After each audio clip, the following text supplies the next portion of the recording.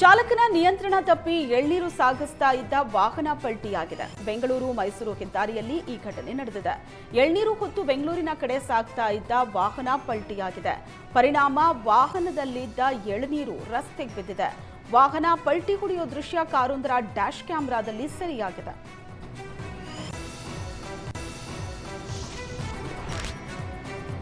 ಕಾರವಾರದಲ್ಲಿ ಹೃದಯಾಘಾತಕ್ಕೆ 7ನೇ ತರಗತಿ ವಿದ್ಯಾರ್ಥಿ ಮೃತಪಟ್ಟಿದ್ದಾಳೆ. ಚಾಪಾಲಿ ಗವಳಿವಾಡ ಗ್ರಾಮದ ಗಂಗು ಗವಳಿ 13 ವರ್ಷದ ಹುಡುಗಿ ಸಾವಿಗೀಡಾಗಿದ್ದಾಳೆ. ಉತ್ತರ ಕನ್ನಡ ಜಿಲ್ಲೆಯ ಜೊಯ್ಡಾದ ಬಾಲಕಿಗೆ ಯಾವುದೇ ಕಾಯಿಲೆ ಇರಲಿಲ್ಲ. ಎಲ್ಲ ಮಕ್ಕಳಂತೆ ನಿತ್ಯ ಆಟಪಾಠದಲ್ಲಿ ಮುಂದೆ ಇದ್ಲು. ಸಾವಿಗೂ ಮುನ್ನ ದಿನ ಸಂಜೆವರೆಗೂ ಆಟ ಆಡಿದಾಳೆ.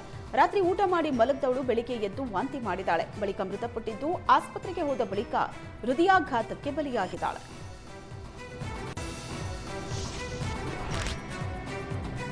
ಬಿಸಿಲ ಬೇಗೆಗೆ ಪೇಡಾನಗರಿ ಧಾರವಾಡ ಜನತೆ ತತ್ತರಿಸಿದ್ದಾರೆ. ಧಾರವಾಡದಲ್ಲಿ 34 ಡಿಗ್ರಿ ಸೆಲ್ಸಿಯಸ್ ತಾಪಮಾನ ಇದ್ದು ಬಿಸಿಲಿನಿಂದ ದೇಹ ತಂಪಾಗಿಸಲು ಧಾರವಾಡ ಜನತೆ ಎಳನೀರಿನ ಮೊರೆ ಹೋಗಿದ್ದಾರೆ.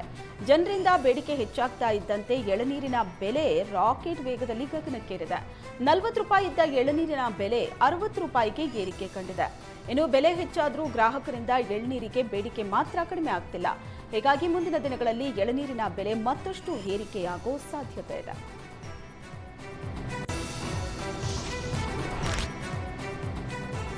ಡಿಸಿಎಂ ಡಿಕೆ ಶಿವಕುಮಾರ್ ಅವರು ಭಾಗವಹಿಸಿದ್ದ ಕಾರ್ಯಕ್ರಮದಲ್ಲಿ ಬೆಂಕಿ ಅವಘಡ ಸಂಭವಿಸಿದೆ. ರಾಯಚೂರು ಜಿಲ್ಲೆ ಸಿಂಧನೂರಿನಲ್ಲಿ ನಡೆದ ಸಾಮೂಹಿಕ ಮದುವೆ ಕಾರ್ಯಕ್ರಮದಲ್ಲಿ ಈ ಘಟನೆ ನಡೆದಿದೆ.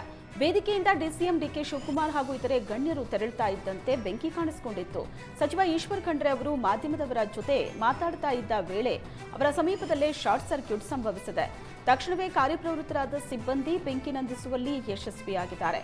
ಪೊಲೀಸರ ಸಮಯ ಪ್ರಜ್ಞೆಯಿಂದ ಭಾರೀ ಅನಾಹುತ ತಪ್ಪಿದೆ.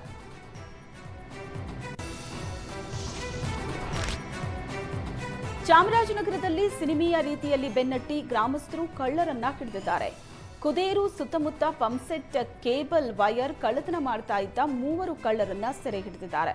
ಚಾಮರಾಜನಗರದ ಕುದೇರು ದೇಮಹಳ್ಳಿ ಗ್ರಾಮದಲ್ಲಿ ದ್ವಿಚಕ್ರ ವಾಹನಕ್ಕೆ ಪೆಟ್ರೋಲ್ ಹಾಕಿಸಿಕೊಂಡು ಹಣ ನೀಡದೆ ಕಳ್ಳರು ಎಸ್ಕೇಪ್ ಆಗ್ತಿದ್ರು. ಈ ವೇಳೆ 16 ಕಿಲೋಮೀಟರ್ ದೂರ ಬೆನ್ನಟ್ಟಿ ದೇಮಹಳ್ಳಿ ಗ್ರಾಮಸ್ಥರು ಹಿಡಿದಿದ್ದಾರೆ. ಇನ್ನು ವಿಚಾರಣೆ ವೇಳೆ 2 ವರ್ಷಗಳಿಂದ ಪಂಪ್ಸೆಟ್ ಕೇಬಲ್ ವೈರ್ ಕಳ್ಳತನ ಮಾಡಿದ್ದು ಬೆಳಕಿಗೆ ಬಂದಿದೆ.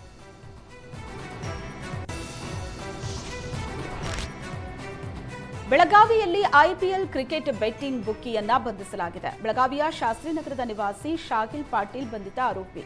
ರಾಜಸ್ಥಾನ್ ರಾಯಲ್ಸ್ ಹಾಗೂ ಡೆಲ್ಲಿ ಕ್ಯಾಪಿಟಲ್ಸ್ ಪಂದ್ಯದ ವೇಳೆ ಶಾಹಿಲ್ ಪಾಟೀಲ್ ಬೆಟ್ಟಿಂಗ್ ಆಡಿಸ್ತಾ ಇದ್ದ. ಈ ಬಗ್ಗೆ ಮಾಹಿತಿ ಪಡೆದ ಪೊಲೀಸರು ಶಾಹಿಲ್ನ ಬಂಧಿಸಿದ್ದಾರೆ. ಶಾಹಿಲ್ನಿಂದ 12,900 ರೂಪಾಯಿ ಜಪ್ತಿ ಮಾಡಲಾಗಿದೆ. ಮತ್ತೊಬ್ಬ ಆರೋಪಿ ಪರಾರಿಯಾಗಿದ್ದು ಆತನ ಪತ್ತೆಗೆ ಪೊಲೀಸರು ಬಲೆ ಬೀಸಿದ್ದಾರೆ.